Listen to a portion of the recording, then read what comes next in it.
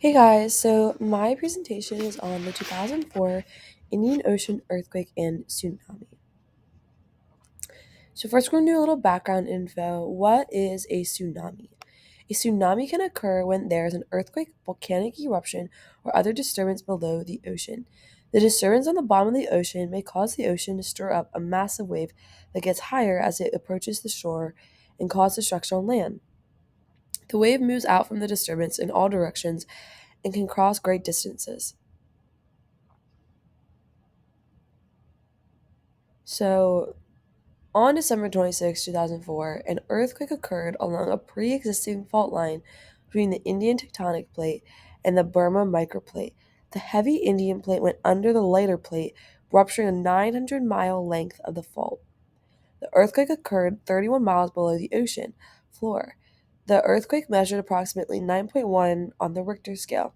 The earthquake was so powerful that it created an even more powerful tsunami. So here's just a little graphic showing what happened with the plates and then what it caused from the earthquake. And what seemed like an average day on December 26, 2004 turned out to be a horrible nightmare for the people on the beaches of Sumatra, Thailand, Sri Lanka, Indonesia, and many more countries. Everyone was going about their day. There's no governmental scientific warning system in place in the Indian Ocean region. The only warning was from the ocean itself. The tide along the beach in Thailand receded a quarter of a mile just before the tsunami hit. Within 20 minutes of the earthquake happening at 7:59 a.m., the first waves hit the city of Banda Aceh on the northern tip of Sumatra and killed over 100,000 people. It hit Thailand within an hour and a half and then hit the southeastern coast of India. A total of over 230,000 people died because of this earthquake. This was one of the deadliest earthquakes and tsunamis ever known to man. It would later be known as the third deadliest earthquake since 1900. The collision of the tectonic plates released energy with the force of several thousand atomic bombs. 14 countries total were affected. The waves were estimated 98 feet high and moved at 500 miles per hour.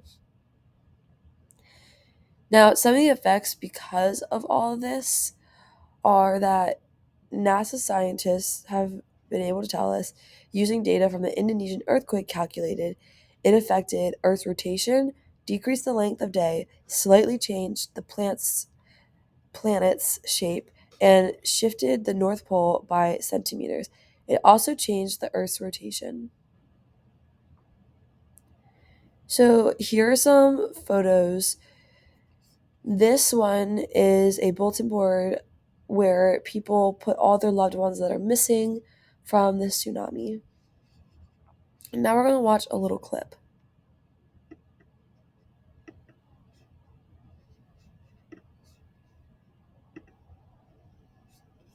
Sorry, guys. I thought it would. Okay.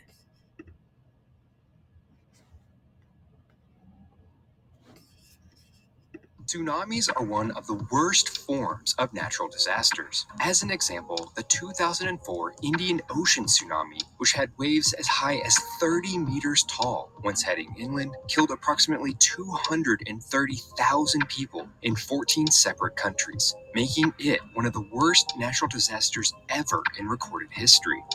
So that's exactly like I just said, but I wanted to show this to show a little bit more of the graphics.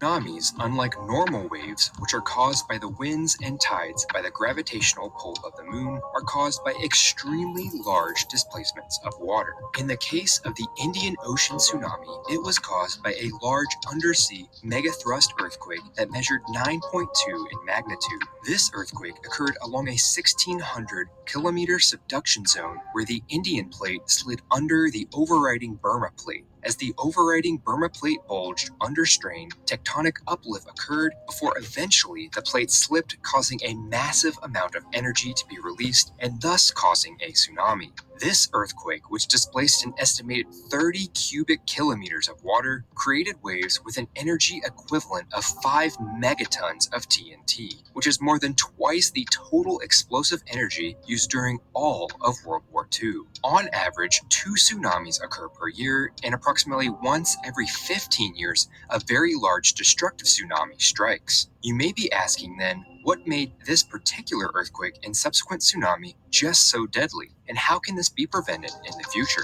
One reason is the close proximity of the earthquake to land and the extreme speeds at which a tsunami moves. The hypocenter of the earthquake was approximately 160 kilometers off the western coast of northern Sumatra within the Indian Ocean. Just 20 minutes after the earthquake occurred, the first waves were arriving at the northern tip of Sumatra, instantly killing nearly 100,000 people. Then, an hour and a half later, the waves hit Thailand, resulting in similar death and destruction. These waves continue to expand outward from the epicenter of the earthquake at a rate of about 500 miles per hour, or about the speed of a commercial jetliner, hitting all of the surrounding landmasses and bringing with it extreme amounts of destruction. The second and related reason as to why this tsunami was so destructive was that despite having some amount of time, although limited, between when the initial earthquake occurred and when the tsunami arrived, many of the countries hit by the tsunami were completely taken by surprise. At the time, there were no tsunami warning systems located in the Indian Ocean to provide any advanced warning, making it impossible for anyone to know what was about to occur. And So that's just a little clip from that. And then I just want to really quickly show a really interesting eyewitness report. So he is a survivor of the tsunami. I was vacationing in Thailand the day of the 2004 Indian Ocean tsunami. I was in my beachfront bungalow preparing to go snorkeling. My back was to the ocean. Lots of people were on the beach and saw the sea recede about a quarter mile out to sea, leaving fish and the seafloor exposed. Nobody knew that meant a tsunami was coming. By the time the wave came in and I heard people yelling, I had no time to leave, only to brace and hold my breath. My bungalow collapsed around me and I dove through where the wall had been. I ended up underwater, twisting, spinning, flipping in the dark. I was just trying to swim up, and I had no idea where up was, but clawing for the surface. It never got any lighter. And then, different scenes from your life flash by, and I remember though very specifically, like, sort of talking to my son in my head. I said no goodbyes.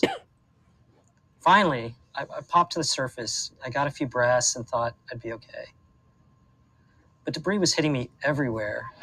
I slammed into a tree. Something got caught between my sandal and my foot, pulling me under. I got the sandal off as my breath was running out again. Still, the wave pushed me as fast as a whitewater river. By the time the water calmed, I was probably a quarter mile out to sea. When I got to shore, I saw destroyed bungalows and three-story concrete hotels that had been totally gutted. There were screams, and I saw victims everywhere. But I saw the sea level was down, and I realized another wave was coming. I knew we wouldn't survive another wave. So I led a group of survivors inshore, pushing some folks to leave their dead behind. We outran the next wave. Had the world been better prepared that day, the damage and loss could have been less. We've come a long way over the 10 years since this disaster. NOAA has developed better and faster capabilities to detect tsunamis and to protect and warn the affected areas. We also have better coordination and evacuation plans. But the best defense you can have is your own preparedness. You should learn the basics about tsunamis. Having been through it, tsunami preparedness can save your life. So I just thought that was a really interesting point in saying how there's no way of telling this was going to really happen for the public. And just one little quick thing.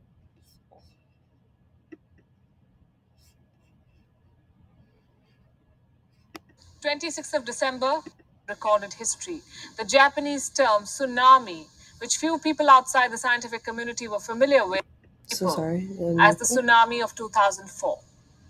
Here's a look at what unfolded on that fateful morning 15 years ago, the impact of which resonates even on this day.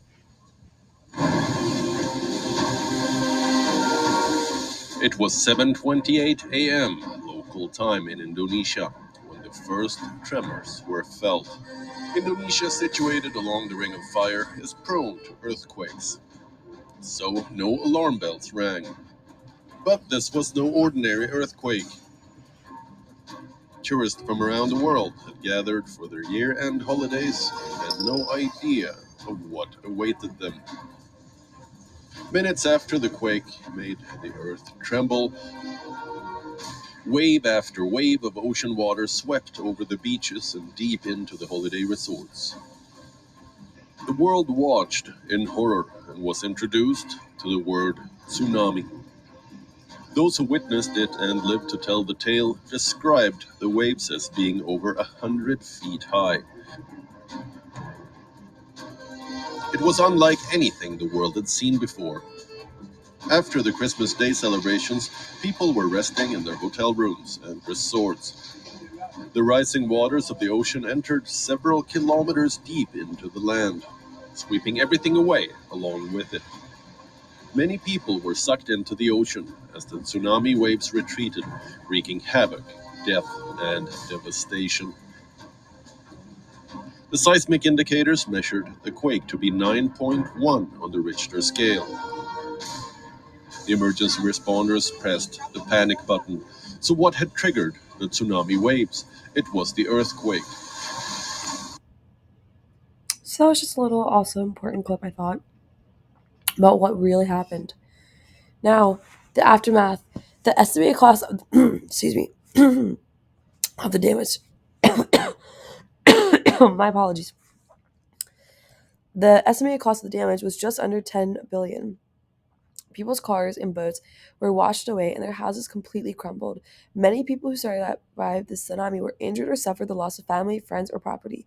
Devastatingly, it was also estimated that there more than one third of people affected by tsunami saw their family or friends struggle in the water. The tsunami took the lives of many, and took over a third of children under age, seven in heavily damaged communities. People tried to run, but you could not run out or outside of a tsunami. And just here are some photos of what happened. Here's a lady's town a month after tsunami. It's still in shambles.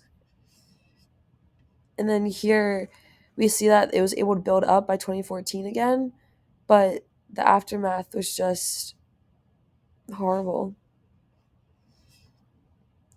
And here's just a little bit more photos as well. Here's Indonesia and what happened.